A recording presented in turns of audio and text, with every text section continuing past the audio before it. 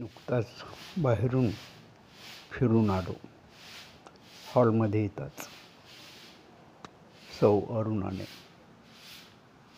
घर झाडताना खाली पडलेला एक कागद सुरक्षित सोफ्याच्या हातावर ठेवला. असे काळ तर मी गेली 55 वर्षे लेखक, कवी, कथाकार म्हणून सातत्याने लिहित आलो. घरामध्ये माझ्या लेखनाशी संबंधित काही कागद चूक-भूल होऊन पडतात आणि जर ते झाडण्यात गेले तर पुन्हा परत मिळत नाही. हे अनुभव सुरुवातीला आल्यामुळे मी